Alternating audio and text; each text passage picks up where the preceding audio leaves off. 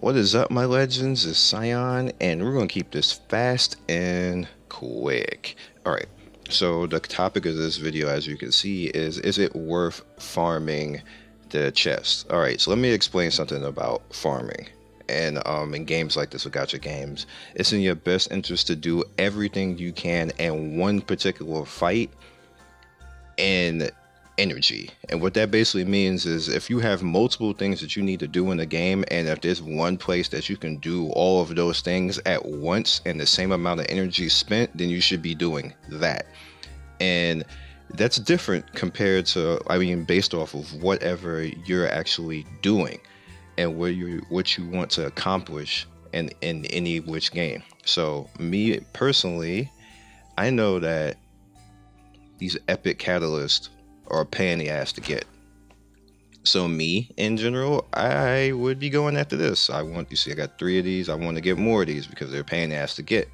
And it also allows me to do it at the same time as getting all these resources, because who knows how many you're going to need of these in the future. So I might as well just farm up on that. I need fodder because I need something to do with Corey, which I'll explain in a second. And you need gold, of course. So the quicker you get through using your getting pretty much buying all your event socks and everything else, the quicker you can get at making some gold. Now in this event, you have the option of actually putting on those particular cards. I noticed that I have one card that's up to plus 12 that literally by itself gives me between 13 to 14 socks every fight. Just that one card, the plus 12. But I have 2 cards on right now, and it still basically only gave me 14 to 15. It like went up like 1 or 2 with just the 2 cards on, which I'm kind of like, yeah, whatever. I have a card on Says and a card on. Actually, I'll just show you because they're the 2 farmers anyway. Let's change this up here. See, Says has one on that's just base level, and Yuna has one on that's plus 12. So you see that right there and that right there, and I'll show you what essentially what's that doing in a second. I'm probably gonna have to level the other card too, just to give it more benefit, but that's what I have on right now. Now again, the whole purpose of this video is it worth actually leveling and doing all that? Now when you look at the exchange, this is the stuff that I have picked up so far. I eventually want to get to that Giga Phantasma because that'll be stuff I need to level. I eventually want to get these this Epic Flame, Greater Flame, and then get to the point where all this is gone, where I'm just looking at this gold currency right here. Alright, so with that said, the thing is if this is worth it. Now somebody was like, I see people dumping stamina, going after these gold transmit stones. Let me explain something to you guys. Somebody made a topic on that on Reddit, which is like, it was a useless topic because it's incorrect thinking on what they were trying to say in the first place. You are not going to get 5 or 6 gold transmit stones. I knew that from the minute I saw it. I knew that wasn't going to happen. Maybe you get 1 or 2. If you spend like 3,000, 4,000, if you get more than that, that's fine, but that's not something that you should be paying attention to. What you should be paying attention to is that this is something added on to what you would already be getting. Now, I've done this twice already, and one time I got a more Agora seed, and one time I got Covenant bookmarks, which you saw in the video. I did it again recently and got a more Agora seed. Now, that's 2 things already that cost money that this box is basically giving me already. Both of the Covenant bookmarks and the more Agora cost money. You get them in game, of course, but they still cost money. What this box is once you are at a point, because some people don't need gold like that because they have enough gold or whatever. I need gold, but you can always get gold. What you can't always get is more Agora seeds and Covenant bookmarks easy, and you can't always get a try at a gold transmit stone like that. If I get 1 or 2, this is worth. So in my opinion, especially with the fact that we have this card that can up tries and everything else like this, there's no reason why you shouldn't like get yourself to a good point at gold which is like 2 or 3 million, and then turn around and start spamming this out. There's no reason not to. You have a shot at something like that. It's extra added onto stuff that you should already be doing. There is no reason that you should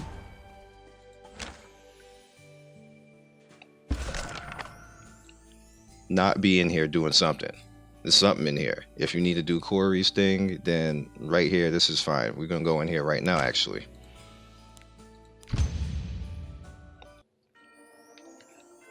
Because this actually satisfies her whole killing plants type of thing, which is weird because isn't she supposed to like animal stuff, but we're killing plants. But all right, it's what it is. And then on top of that, again, it's like doing multiple things.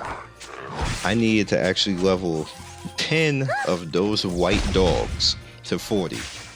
Which was triggering when I saw that. I was like, oh man, I've been doing this the whole freaking time.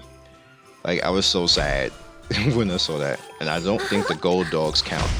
Unless somebody can tell me if they count, then thank you, Lord. But I don't think they count. Darkness. Because they're completely a different name. Unless they have a certain flag on them that makes it work for her class. Like, I don't think that it counts.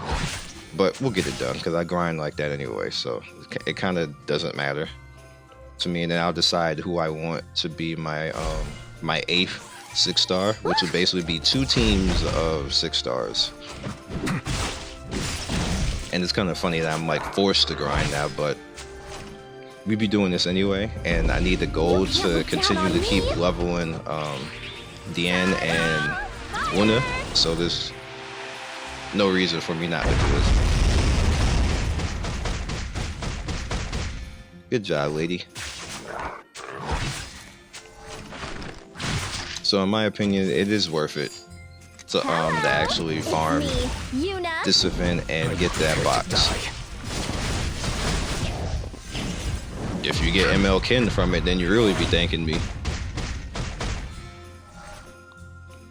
By getting those extra gold transmit stones, and the next thing that you do is get ML Kin or Kisei or even Damio, because I think Damio is like epic level as well. So, you know, you see I got 2 on and I only got the 14 right now. So I think I have to actually level the second one for it to be worth it, because without, like, I could just take it off and I'll get 13.